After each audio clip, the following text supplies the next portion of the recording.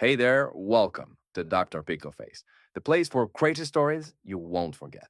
If you like big surprises, wild drama, and little sweet revenge, you're in the right spot. Subscribe and jump into tales that will make you gasp, laugh, and keep you watching for more. Fun characters, shocking twists, and endings that feel so good. That's Dr. Pickleface. Hit the bell and let's start the fun. Wonderful. But what if? He won't even see it coming. Let me get the money first. The words drifted through our thin kitchen wall like poison gas. I froze, my coffee mug halfway to my lips, straining to catch more of the hushed conversation between my wife Sarah and her sister Janet. But they'd moved away from the shared wall, their voices becoming indistinct whispers punctuated by nervous laughter. I set down the mug with trembling hands. 3 months of growing suspicion had just crystallized into cold, hard reality. My wife of 6 years was planning something, and I was the target. My name is David Chen, and I fix drones for a living. Commercial ones mostly, real estate photographers, construction surveyors, the occasional film crew. It's honest work that requires patience, precision, and the ability to see problems others miss, skills that would serve me well in the coming weeks. Sarah worked as vice principal at Riverside Middle School, a position that commanded respect in our suburban neighborhood. Parents praised her dedication at PTA meetings. Teachers sought her guidance. To the outside world, we were the model couple. Stable jobs, nice house, seemingly happy marriage. But appearances, as I was learning, could be devastatingly deceptive. The morning after overhearing that conversation, I watched Sarah get ready for work with new eyes. She stood at our bedroom mirror, applying makeup with the same methodical precision she brought to everything else. Her reflection caught mine watching. "You're up early?" she said, not turning around. "Couldn't sleep." Guilty conscience? The question came out sharper than intended, tinged with suspicion I couldn't quite hide. Sarah finally turned, eyebrow raised. "About what?" "Nothing, just, you've seemed different lately. Distant," she sighed, the sound carrying practiced irritation. "David, we've talked about this. I'm under enormous pressure at work. The district is breathing down my neck about test scores, and I'm dealing with 3 problem teachers who should have been fired years ago. I need support, not paranoia." The word paranoia hit like a slap. It was her favorite weapon lately. Any concern I raised was dismissed as irrational jealousy or work stress. Classic gaslighting, though I didn't have a name for it yet. "I'm not being paranoid. You're on your phone constantly. You come home late without explanation. And last night you were whispering with Janet about getting money from someone who won't see it coming." Sarah's hand froze mid-mascara application. For just a moment, I saw something flicker across her face. Panic, maybe? Or calculation. Then her expression smoothed into practiced innocence. "You were eavesdropping on a private conversation?" "I was in my own kitchen. Janet's going through a messy divorce. We were discussing her legal strategy. Not everything is about you, David." The explanation came too quickly, too polished. But Sarah had always been good with words. It's what made her effective with difficult parents and defiant students. She could make black seem white if it served her purposes. I wanted to believe her. God, how I wanted to believe her. Marriage requires trust, and without it, you're just 2 strangers sharing a mortgage. But doubt, once planted, grows like weeds. Marcus, my 16-year-old stepson, wandered into the kitchen as Sarah was leaving. He'd been part of the package when I married his mother, a sullen kid still processing his father's abandonment. Over the years, we'd developed a decent relationship, not father-son exactly, but respectful coexistence. "Mom seems stressed," he said, grabbing cereal. "Yeah, work stuff." Marcus nodded, but something in his expression seemed off. He'd been acting strange lately, too. More secretive, jumping when his phone buzzed, having hushed conversations that stopped when I entered rooms. I had attributed it to typical teenage behavior, but now I wondered if there was more to it. "Hey, Marcus, has your mom mentioned anything about, I don't know, financial changes, new investments, or big purchases?" The kid's spoon clattered against his bowl. "Why would you ask that?" "Just curious. She's been talking about upgrading the car, maybe looking at that lake house property again." Marcus avoided my eyes. "I don't know anything about that stuff." But he did know something. I could see it in the way he suddenly found his cereal fascinating, the slight tremor in his voice. My stepson was keeping secrets, too. That evening, Sarah announced she'd be working late again, parent conferences that could run until 9. It was plausible. The school calendar confirmed conferences that week, but when I drove past the school at 8:30, the parking lot was nearly empty. I sat in my truck, engine running, staring at the dark windows of Sarah's office. Where was she? Who was she with? The questions gnawed at me like physical pain. My phone buzzed with a text from Sarah. Running even later, don't wait up. Love you. Love you. The casual sign-off felt like mockery now. When had those words become routine rather than meaningful? When had our marriage become a performance we were both too tired to believe in? I drove home through familiar suburban streets, past houses where other couples were probably settling in for evening routines, dinner, television, casual conversation about their days. Normal life, the life I thought I had but was apparently losing without even knowing it. Back home, I found Marcus on the couch, laptop open, earbuds in. He glanced up when I entered, quickly minimizing whatever he'd been looking at. Mom's working late again? Yeah.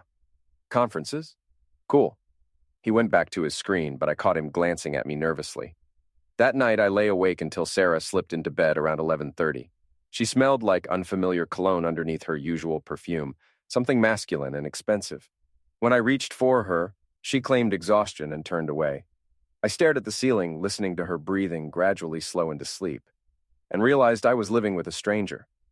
The next morning brought Sarah's latest financial proposal over breakfast. I've been thinking about that lake property again, she said, buttering toast with casual precision. The Hendersons are ready to sell, and Janet thinks it's a great investment opportunity. Janet's suddenly a real estate expert? She's been researching investment properties since her divorce. The lake house could be our retirement fund. Buy now while prices are reasonable, rent it out for income, sell in 10 years when the area's more developed. It sounded logical, the kind of long-term thinking that had made our marriage financially stable. But the timing felt wrong, coming right after that overheard conversation about getting money from someone who won't see it coming. How much are they asking? $85,000. We'd need to put down 20%, so about $17,000 from our savings. I nearly choked on my coffee. $17,000? Sarah, that's most of our emergency fund. Emergencies can be opportunities, David. We can't be afraid to take calculated risks. What's the rush? Properties like that sit on the market for months. Sarah's jaw tightened, a tell I'd learned to recognize over 6 years of marriage. The Hendersons have another buyer interested. We need to move quickly. Pressure tactics, another red flag I was learning to spot. I'd like to see the property first. Maybe have it inspected. Of course. Her smile didn't reach her eyes. Janet's driving me out there Saturday. You could come along. Saturday came, but Janet called that morning claiming car trouble. Sarah suggested we postpone, but I insisted on going alone. The lake house turned out to be a rundown cabin with structural issues that would cost thousands to fix. When I called the Hendersons directly, they seemed confused. They weren't in any hurry to sell and had no other buyer. Sarah had lied about everything. That evening, I confronted her about the discrepancies. She claimed miscommunication with Janet, insisted the Hendersons were probably playing games to drive up the price. More explanations that sounded reasonable but felt wrong. Maybe we should wait on any big purchases, I suggested. Fine. The word came out clipped, angry. I guess I shouldn't have expected you to support my ideas. And there it was, the subtle blame shift that made me the bad guy for being cautious with our money. Sarah was good at making me feel guilty for normal reactions to suspicious behavior. But I was getting better at recognizing her tactics. The next week, I took a long lunch and visited our bank. What I discovered made my stomach drop. Sarah had opened a separate savings account 3 months earlier, one I knew nothing about. The account had received several large deposits, $2,000 here, $1,500 there, amounts that totaled nearly $8,000. Where was this money coming from? Her teacher salary was modest, and I knew every penny of our household income. Unless... I'd like to review all accounts associated with my Social Security number, I told the banker. 20 minutes later, I was staring at loan documents bearing my forged signature. Sarah had taken out a personal loan for $12,000, using me as co-signer without my knowledge or consent. The money had gone into that secret account, and she'd been making minimum payments while letting interest accumulate. My hands shook as I photographed the documents with my phone. My wife hadn't just betrayed me emotionally. She'd committed financial fraud using my identity. Walking back to my truck, I felt like I was moving through thick fog. The woman I'd shared a bed with for 6 years had systematically deceived me about our finances while planning something that required stolen money. The scope of her deception was breathtaking. But I was just getting started uncovering the truth. That evening, while Sarah worked late again, I searched our home office. Hidden in the back of her desk drawer, I found printed emails from someone named River Delta 99, messages filled with intimate details and future plans that made my stomach churn. "Can't wait to be together properly," one read. "Just a few more weeks and we'll have everything we need to start over." Another, "D doesn't suspect anything. He's so wrapped up in his drones he barely notices what's happening around him." The messages painted a picture of methodical betrayal, months of planning, financial maneuvering, and emotional manipulation designed to position Sarah for a clean exit with maximum resources. I was being systematically robbed by the person I trusted most. But who was River Delta 99? The answer came 3 days later through pure accident. I was grabbing lunch at Downtown Cafe when I spotted Sarah at a corner table, holding hands with a man I recognized from her old photo albums, Tom Bradley, her ex-fiancé from before we met, the relationship that supposedly ended amicably years ago. They were deep in intimate conversation, her head tilted toward his in the universal posture of lovers. As I watched from behind a newspaper, Tom slid an envelope across the table. Sarah opened it, smiled, and leaned over to kiss him. I took photos through the cafe window, my hands surprisingly steady despite the rage building in my chest. Finally, I had proof of the affair. But I also realized this was bigger than simple infidelity. This was conspiracy. Tom owned a successful accounting firm. He had the resources to help Sarah establish a new life and the expertise to help her drain our accounts efficiently. They weren't just having an affair, they were planning a heist. That night, I pretended everything was normal. Sarah came home with grocery bags and a story about working late on budget reports. She even kissed my cheek while unpacking milk and bread, the perfect picture of domestic contentment. "How was your day?" she asked. "Quiet, fixed a crashed surveyor drone, updated some software. You?" "Oh, the usual chaos. Parent complaints, teacher drama, budget meetings." She paused, studying my face. "You seem tense?" "Just tired." Sarah nodded, but I caught her watching me carefully as she moved around the kitchen. She was evaluating, calculating, trying to read whether I suspected anything. The realization that my wife was constantly analyzing me for weaknesses felt like another betrayal. Later, as she showered, I checked her phone. She'd been careless, leaving it on the nightstand while she washed off the scent of another man. The messages I found confirmed everything I'd feared, and worse. Tom wasn't just helping her cheat, he was helping her destroy me. Chapter 3, The Web Tightens. "We need to accelerate the timeline," Sarah texted Tom. "D is getting suspicious. Can you move up the closing?" Tom's response chilled me. "Already in motion. Property purchase scheduled for next week. Once your name is on the deed, we can trigger the separation. Your lawyer has the papers ready?" "Drafted and waiting. Marcus is on board. He's been copying D's financial documents like you suggested." "Marcus? My stepson wasn't just keeping secrets, he was actively helping them rob me. I photographed every message, every email, every document I could find. The scope of their plan was stunning in its thoroughness. They'd identified every asset, every account, every valuable possession. Sarah had been planning to leave me with essentially nothing while walking away with half of everything we'd built together, plus the money she'd stolen through fraudulent loans. But knowledge is power, and I was finally learning how much power I actually had. The next morning, I called in sick to work and drove to the county courthouse. Public records revealed that Tom had indeed purchased a lake house, not the rundown cabin Sarah had shown me, but a beautiful property worth 3 times what she'd claimed. The deed showed both his name and Sarah's, dated just 2 days earlier. My wife now owned property with her lover, purchased with money stolen from our marriage, but they'd made a crucial mistake. By putting Sarah's name on the deed while she was still married to me, they'd made the property part of our marital assets. Whatever they paid for it, I was entitled to half.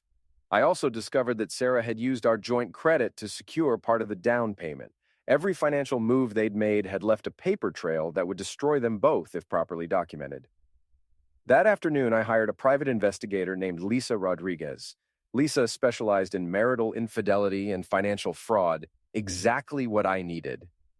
"How long has this been going on?" Lisa asked, reviewing the evidence I'd gathered. "The affair, maybe 6 months. The financial fraud goes back at least 3 months that I can prove.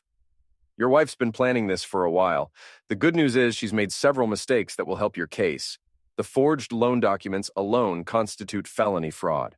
Adding the property purchase with marital assets, she's opened herself up to serious legal consequences. What do you recommend? Gather more evidence before confronting her. Once she knows you're aware, she'll start covering tracks and moving assets. Right now, she feels safe, which makes her careless. Lisa was right. For the next week, I played the role of oblivious husband while methodically documenting every aspect of their scheme. I tracked Sarah's movements, photographed her meetings with Tom, recorded conversations where she discussed their plans with Janet. It was during one of these surveillance sessions that I discovered the final piece of their puzzle. Sarah met with a divorce attorney named Patricia Mills, a lawyer known for aggressive tactics in high-asset divorces. Through the investigators' contacts, I learned that Sarah planned to file for separation immediately after securing the lake house, claiming emotional misuse and financial neglect as grounds. The strategy was brilliant in its cruelty. Sarah would portray herself as the sufferer of a controlling husband who withheld affection and financial support. Tom would be positioned as the concerned friend who helped her escape an abusive situation. The fraudulent loans would be painted as desperate attempts to secure independence from a manipulative spouse. It might have worked, too, if I hadn't discovered their plan in advance. But I had discovered it, and now it was time to turn their strategy against them. I've been thinking about what you said regarding the lake house, I told Sarah over dinner. Maybe we should move forward with the investment. Sarah's fork paused halfway to her mouth. Really? I thought you were against it. I was being overcautious. You're right about taking calculated risks. If Janet thinks it's a good opportunity, we should trust her judgment. The lie came easily now. After weeks of living with deception, I'd learned to speak her language. That's great, David, but I should mention the Hendersons decided to go with the other buyer. The property's no longer available. That's disappointing. Are there other similar properties? I'll ask Janet to keep looking. Sarah was scrambling now, trying to explain away her lies without revealing the truth. Watching her struggle felt like the first victory I'd had in months. That weekend, while Sarah attended a supposed school conference, I met with my own divorce attorney. Margaret Stone came highly recommended for her expertise in complex financial cases. Your wife has committed multiple felonies, Margaret said after reviewing my evidence. Forgery, fraud, identity theft, conspiracy to commit theft. If you wanted to press criminal charges, you could probably send her to prison. I want her to face consequences, but I mainly want to protect myself financially. We can do both. File for divorce citing irreconcilable differences, then present evidence of her fraudulent activities. The court will award you the lion's share of marital assets as compensation for her misconduct. We can also pursue civil remedies for the financial fraud. What about the property she bought with Tom? Since she used marital assets and credit, you're entitled to half its value. We can force a sale and recover your share, plus damages for the fraudulent loans. Margaret laid out a comprehensive strategy that would leave Sarah facing both civil and criminal consequences while protecting my financial interests. It was more thorough than anything Sarah and Tom had planned, but I wanted more than legal victory. I wanted them to experience the same shock and betrayal they'd planned for me. Over the next 2 weeks, I implemented my counterplan. Using the investigators' help, I gathered additional evidence of their conspiracy. Photos of them at romantic dinners, recordings of phone calls where they discussed my assets, bank records showing the flow of stolen money. I also did something they never expected. I got Marcus alone and showed him some of the evidence. Your mom's been planning to divorce me, I said, laying out printed emails on his desk. She and Tom have been stealing money from our accounts to fund their new life together. Marcus stared at the documents, his face cycling through confusion, denial, and finally understanding.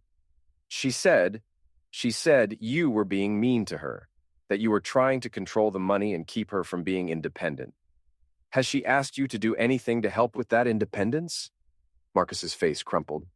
She wanted me to copy your files, financial stuff, passwords, account numbers. She said it was in case something happened to you so she could take care of things. What did you copy?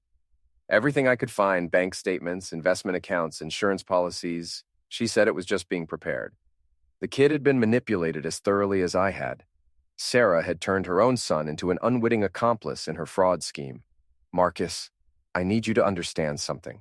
Your mom isn't just leaving me. She's stealing from both of us. The money she's taking is your college fund, your inheritance, everything we've saved for your future. What are you going to do? I'm going to stop her, but I need your help. Marcus looked at the evidence again, then at me. What do you want me to do? Just keep doing what you've been doing. Copy files when she asks, but make sure I know what she's looking for. It felt wrong involving a teenager in adult conflicts, but Marcus was already involved whether I liked it or not. At least this way, he could help prevent his mother from destroying our family's future. The trap was set. Now I just had to wait for them to spring it. The opportunity came sooner than expected. Sarah announced another late night at school, budget meetings that would run until 10. But the investigator confirmed she was actually meeting Tom at the lake house to finalize their separation timeline. Perfect. That evening, I told Marcus I was taking him out for dinner, just the two of us, a chance to talk without distractions. He seemed nervous, but agreed. Where are we going? He asked as we drove through downtown. Somewhere your mom likes, that new place by the lake. Marcus went pale. The lake? Why there? I thought the view would be nice. Relaxing. We parked outside the restaurant, which happened to offer a perfect view of the lake house where Sarah and Tom were having their romantic evening. Through binoculars, we could see them on the deck, sharing wine and what looked like celebration. Is that, Marcus began, your mom and Tom? Yes. Marcus stared through the binoculars, watching his mother kiss another man while planning to destroy the family that had raised him. When he handed them back, there were tears in his eyes. I didn't know it was this serious. She's been planning this for months. The money she had you help steal? They're using it to buy that house where they're celebrating tonight. We drove home in silence, Marcus processing the reality of his mother's betrayal. When we arrived, I noticed Janet's car in our driveway. Sarah's sister was waiting in our living room, apparently tasked with keeping an eye on things while Sarah was busy with Tom. David, you're back early. Where's Sarah? Working late.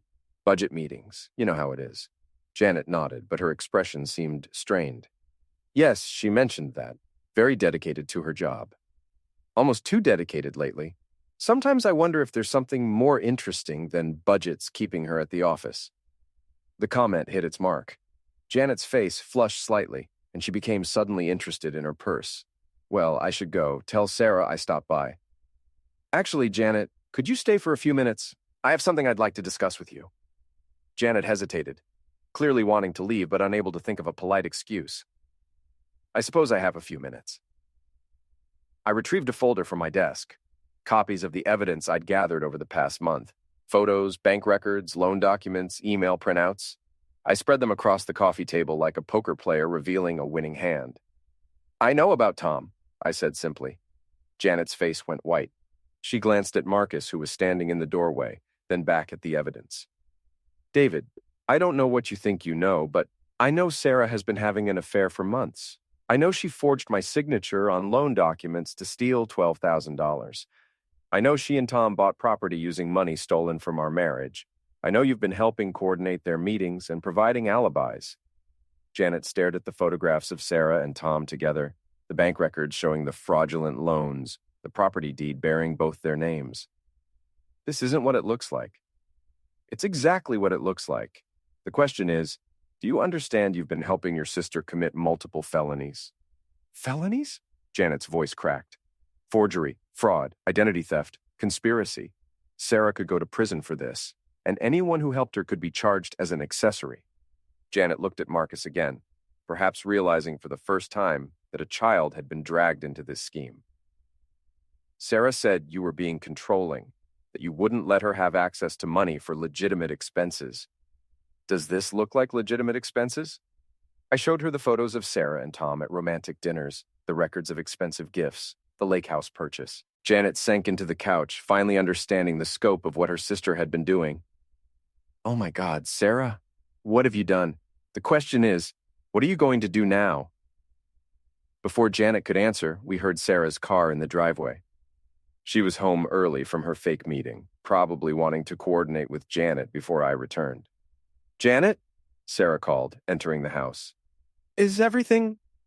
She stopped short, seeing the evidence spread across the coffee table, her sister's guilty expression, and my calm smile.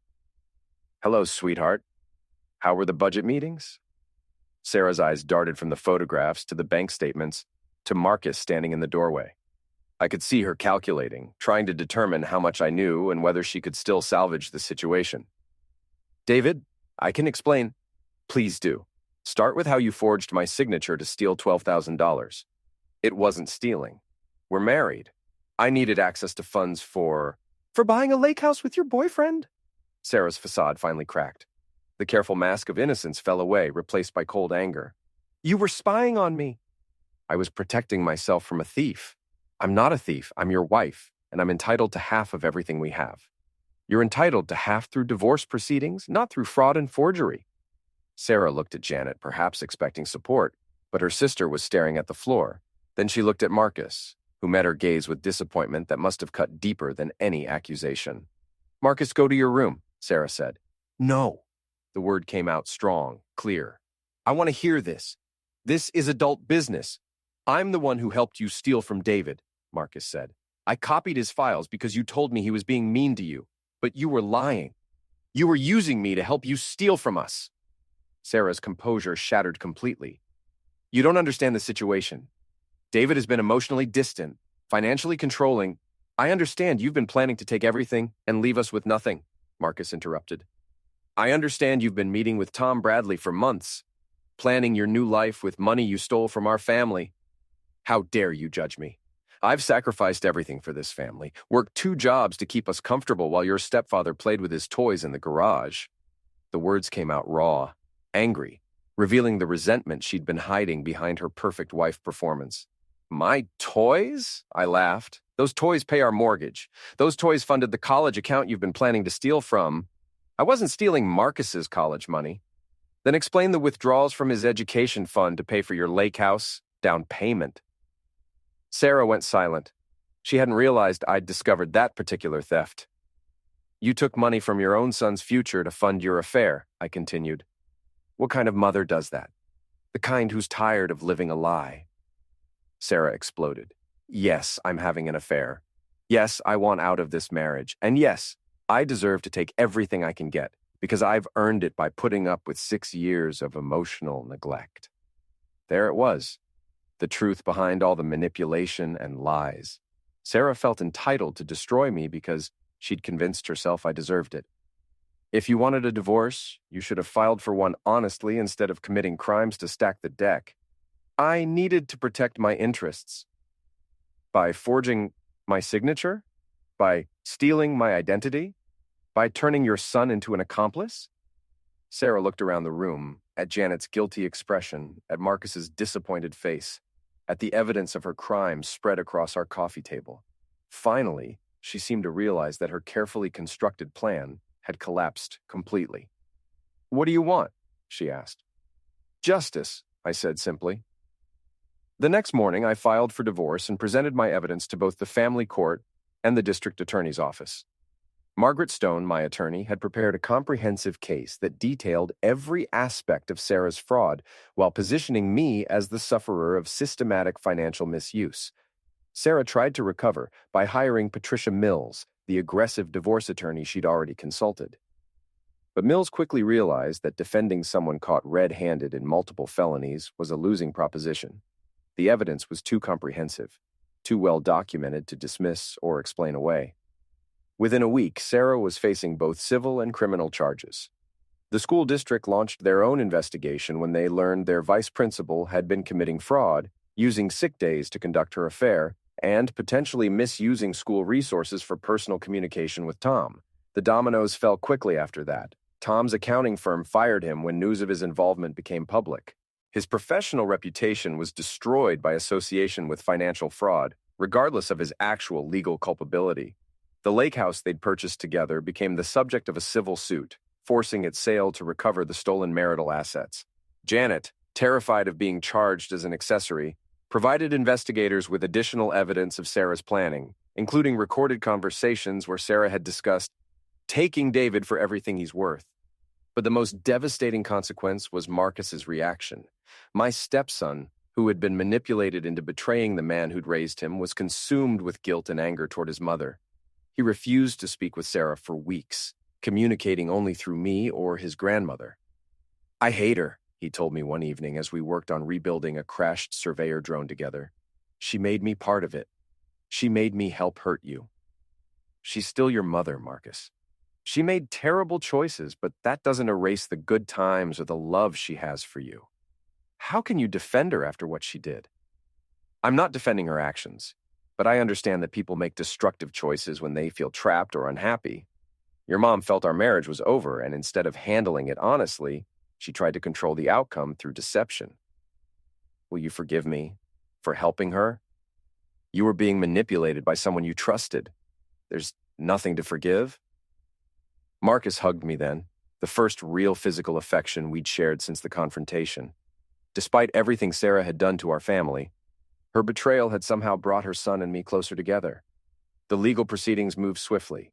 Sarah pled guilty to fraud charges in exchange for a suspended sentence and restitution payments. The divorce settlement awarded me 70% of our marital assets, plus full ownership of the house and Marcus's custody. Sarah was required to pay back the stolen money, plus interest and legal fees. The lake house sale provided partial restitution, but she would be making payments for years to come. Her teaching career was over.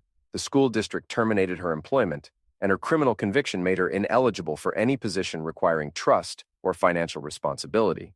Tom's accounting practice never recovered from the scandal, eventually closing entirely. But the most satisfying consequence was watching their romantic fantasy crumble under the weight of legal and financial pressure. By the time the dust settled, Sarah and Tom were both unemployed, facing massive legal bills and dealing with the stress of having their private communications read in court proceedings. Their great love affair, built on deception and theft, couldn't survive the harsh light of public scrutiny. 6 months after the confrontation, I was living in a smaller apartment with Marcus, slowly rebuilding our lives. The house had sold quickly, providing enough equity to establish a new household and replenish the college funds Sarah had raided. Marcus was thriving in his new school, having decided he wanted a fresh start away from the drama surrounding his mother's downfall. He'd grown more mature through the ordeal, developing a healthy skepticism toward manipulation while maintaining his essential kindness. "Do you ever regret exposing Mom?" he asked one evening. "I regret that it was necessary. But no, I don't regret protecting our family from further damage. Do you think she'll be okay?" "Your mom is smart and resourceful. She'll find a way to rebuild her life, hopefully with more honesty this time." Sarah had moved back in with Janet, working part-time retail while studying for real estate certification.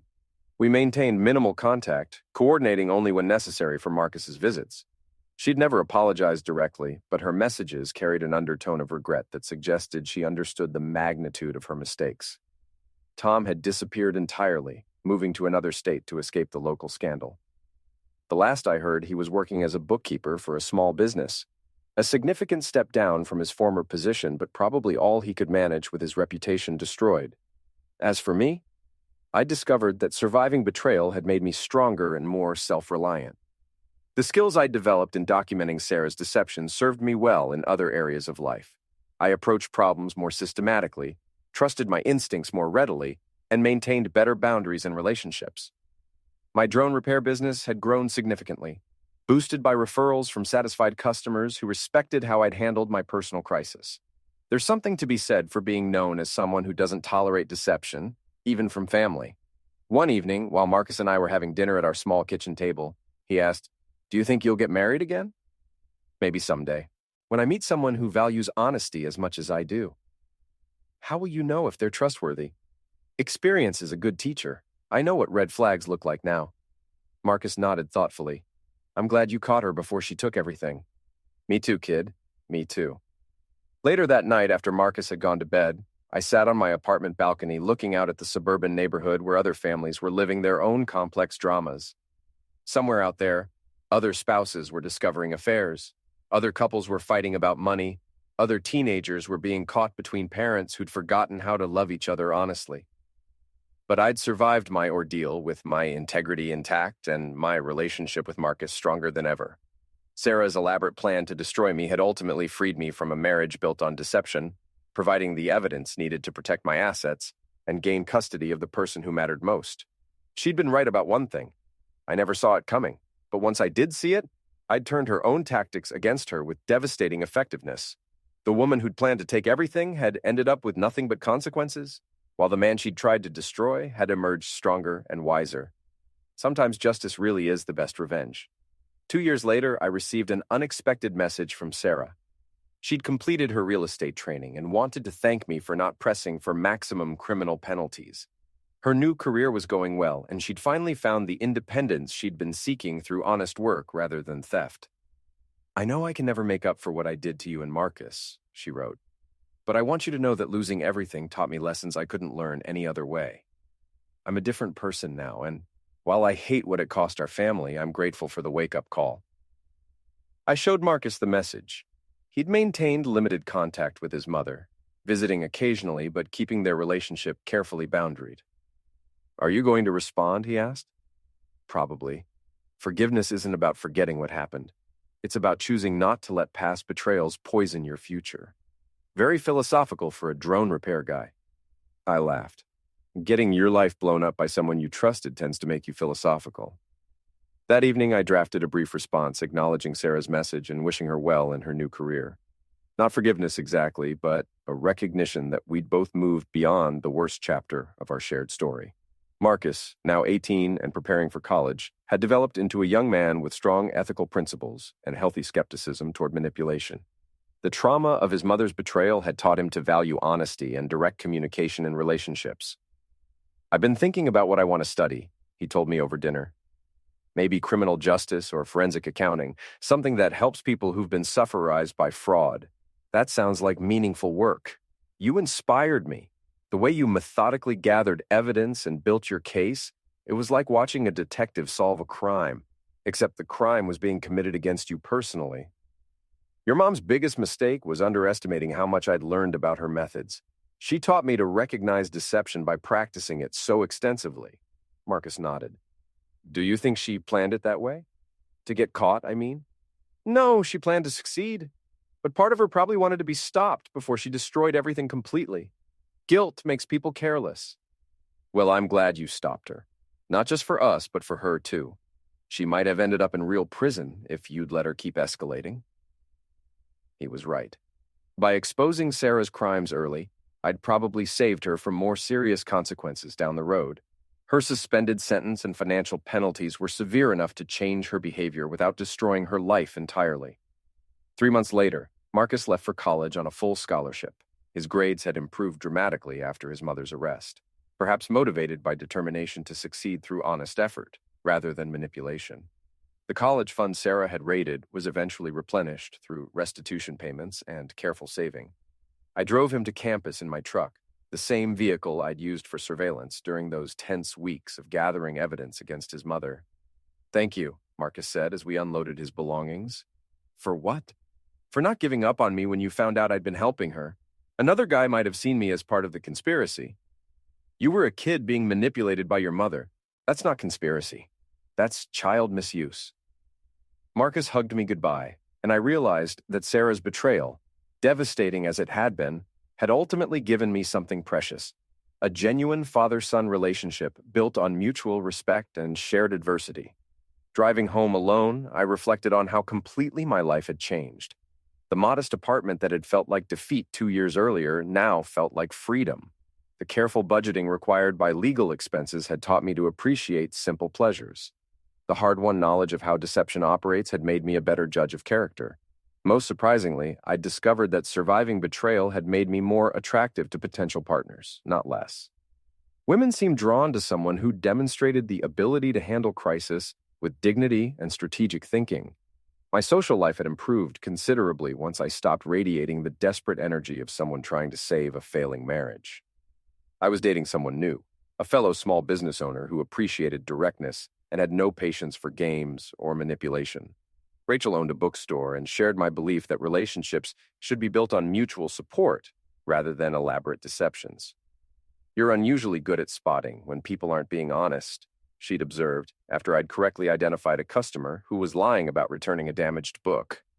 "Hard-won expertise," I replied. "Want to talk about it?" My ex-wife spent months systematically lying to me while planning to steal everything I owned. I learned to read micro-expressions and inconsistencies the hard way. Rachel had nodded thoughtfully. "Good thing you learned. Probably makes you a better partner for someone who values honesty." She was right. The skills Sarah had forced me to develop, Careful observation, documentation, strategic thinking, emotional control under pressure had applications far beyond detecting marital fraud. My business had grown because clients trusted my thoroughness. My relationship with Marcus had deepened because I'd learned to communicate clearly about difficult topics. Even my friendships had improved because I no longer tolerated people who brought drama and deception into my life. Sarah's elaborate plan to destroy me had ultimately made me stronger, wiser, and more successful. Her betrayal had been the catalyst for positive changes I might never have made otherwise. 6 months after Marcus left for college, I received another unexpected communication, this time from Tom Bradley. He'd tracked down my email address and wanted to make amends. "I know there's no excuse for what Sarah and I did," he wrote, "but I want you to know that losing everything changed my perspective completely. I'm in therapy now, trying to understand how I convinced myself that participating in fraud was justified by love. It wasn't love, it was selfishness and greed disguised as romance." Tom went on to explain that he'd moved to Montana, where he was working as a ranch hand while slowly rebuilding his life. The dramatic change from white-collar professional to manual laborer had been humbling, but necessary. "I'll be making restitution payments for years," he concluded, "but I'm grateful for the chance to earn redemption through honest work. Thank you for not destroying me completely when you had every right to do so." I showed the message to Rachel, curious about her perspective. "Are you going to respond?" she asked. "I think so. He sounds genuinely changed, and everyone deserves a chance to make amends." "You're more forgiving than I would be." "Not forgiving, just practical. Carrying anger toward people who can't hurt me anymore is like drinking poison and expecting them to get sick." Rachel smiled. "Very wise for a drone repair guy. Getting your life blown up by people you trusted tends to make you wise." That evening, I drafted a brief response, acknowledging Tom's apology and wishing him success in his new life. Like my response to Sarah, it wasn't forgiveness exactly, but recognition that we'd all moved beyond the worst chapter of our shared story. A year later, Marcus graduated with honors and landed a job with the FBI's Financial Crimes Unit. His personal experience with fraud had given him insights that impressed his supervisors and helped him connect with sufferers who'd suffered similar betrayals. "I'm working a case that reminds me of what Mom did to you," he told me during a phone call. Spouse using identity theft to fund an affair. The sufferer had no idea until his credit was destroyed. "Are you able to help them?" "We've recovered most of the stolen money and identified the conspirators. The sufferer is going to be okay financially, and his wife is facing serious jail time." How's he handling it emotionally?" "Better than expected. He said discovering the truth was actually a relief after months of feeling crazy and paranoid." Sound familiar? It did sound familiar. The moment I'd overheard Sarah planning to take my money had been devastating but also clarifying. Finally, having proof of what I'd suspected had ended the gaslighting and self-doubt that had been eating away at my sanity. "Give him my contact information if he wants to talk," I offered. "Sometimes it helps to speak with someone who's been through the same experience." "Already did. He might reach out once the legal stuff is resolved." Marcus had become the kind of man any father would be proud of: ethical, competent, and dedicated to helping others. Sarah's betrayal had wounded him deeply, but it had also motivated him to build a career around protecting people from similar suffererization. In a strange way, her crimes had created something positive: a law enforcement officer who understood fraud sufferers because he'd been one himself. As I ended the call with Marcus, I looked around my apartment, now expanded to include a home office where I ran my growing drone repair business. The walls displayed framed photos of Marcus at graduation, certificates from satisfied commercial clients, and a picture of Rachel and me at a business owners conference. None of this success would have existed if Sarah's plan had worked. I'd be financially ruined, emotionally destroyed, and probably still wondering what I'd done wrong to drive away my loving wife. Instead, her betrayal had freed me to build a better life with people who valued honesty and mutual support. The woman who'd tried to destroy me had inadvertently saved me from a marriage built on lies and manipulation. My phone buzzed with a text from Rachel. "Dinner at 7. I have news about the bookstore expansion." I smiled, typing back, "Absolutely. Can't wait to hear your news." This was what healthy relationships looked like: direct communication, shared excitement about each other's success, and mutual support through challenges. Sarah had taught me to recognize these qualities by demonstrating their complete absence for 6 years. As I prepared to leave for dinner, I caught my reflection in the hallway mirror. The man looking back was older, wiser, and more confident than the one who'd overheard that fateful conversation 3 years earlier. The experience of surviving systematic betrayal had strengthened me in ways that comfortable routine never could have. Sarah had planned to take everything and leave me with nothing. Instead, she'd given me the greatest gift imaginable, the knowledge that I could handle whatever life threw at me and emerge stronger on the other side.